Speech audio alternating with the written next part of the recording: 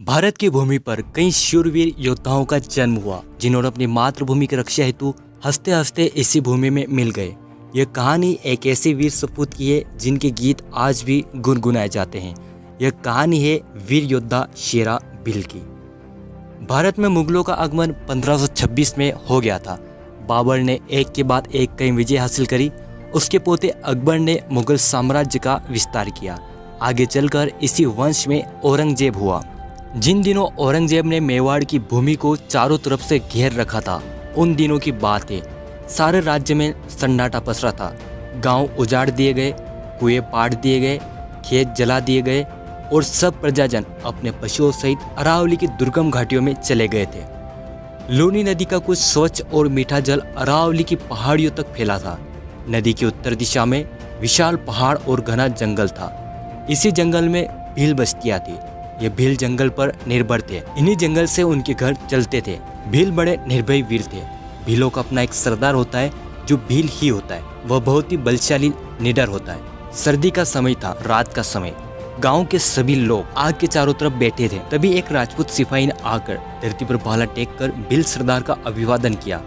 भील सरदार ने दूत से संदेश पूछा और सभी भीलों को एकत्रित किया। राजपूत सैनिक ने कहा कि मेवाड़ के राणा को आपकी सहायता की आवश्यकता है, क्या आप साथ देंगे? इस पर सभी भील तैयार हो गए।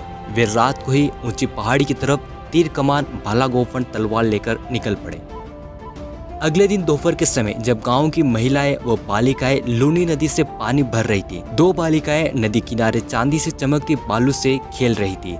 अकस्मात एक तीर सनसनाता आया और बालू में खेलती एक बालिका की अंतड़ियों को चीरता हुआ चला गया। यह तीर नदी के पार खड़े मुगल सिपाहियों ने चलाया था। वे 500 की संख्या में थे। महिलाएं व बालिकाओं में भगदड़ मच गई। गांव के लोग भील सरदार के साथ रात में मेवाड़ के राणा की मदद करने के लिए निकल गए थे और अब गांव में केवल महिलाएं, 3-4 किशोर बालक व एक बूढ़ा और बीमार भील बच गया था, जिसका नाम था शेरा भील। गांव में केवल शेरा भील, बच्चे व महिलाएं थी और 500 से अधिक मुगल सैनिकों ने गाँव घेर रखा था। लेकिन शेरा भील निर्भीक होकर वह अपने विशाल धनुष बाण लेकर मुगल फौज से युद्ध करने आ पहुंचा। उसने नदी के एक तट से दूसरे तट पर खड़े मुगल फौज के एक सिपाही को निशाना साध कर तीर चलाया। वह तीर वज्रपात की भांति मुगल सैनिक के कंठ में जा लगा और वह धरती पर गिर पड़ा। दो महिलाएं ढोल बजाकर युद्ध का संदेश दे रही थी। शेरा भील बाणों की वर्षा कर रहा था। 2-3 वयस्क बालक दौड़ दौड़ कर तीर चला रहे थे। स्त्रियां बाणों के ढेर शेरा के निकट रख रही थी। शेरा का एक एक बाण चीरता हुआ आर पार जा रहा था। वही मुगल सैनिक शेरा पर बाणों की बौछार कर रही थी। शेरा वहीं बड़े बड़े शिलाओं के पीछे खड़ा होकर मुगल सैनिकों के तीरों से बच रहा था। शेरा ने देखा कि मुगल सैनिकों को रोकना कठिन है। 2-4 सिपाही गांव में आग लगाने की तैयारी कर रहे थे। शेरा भील ने महिलाओं और बच्चों को एक तरफ किया। एक लड़की पहाड़ों की तरफ दौड़ी जा रही थी।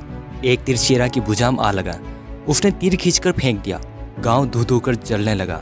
शेरा कौशल से बाण मारे जा रहा था। उसकी वीरता, साहस और धीरज आश्चर्यचकित करने वाला था। वह बालिका जो पहाड़ों की तरफ दौड़ी जा रही थी, वह एक ऊंचे पहाड़ पर चढ़ी और उसने लाल रंग का कपड़ा लाठी से ऊंचा किया। कुछ ही क्षणों में भीलगण धनुष बाण तलवार लिए गांव की तरफ दौड़े। गांव में आकर देखा तो घर धू धू कर जल रहे थे। भील सरदार ने हाथ ऊंचा करके बाण की तरफ चित्कार किया। चारों तरफ भीलवीर बिखर गए। बाणों की वर्षा होने लगी। मुगल सैन्य में आर्तनाद मच गया। उनके पैर उखड़ गए। सैकड़ों घोड़े पानी में समा गए। रक्त से नदी लाल हो गई। युद्धम भील विजय हुए। युद्ध के बाद सरदार ने शेरा की तलाश की।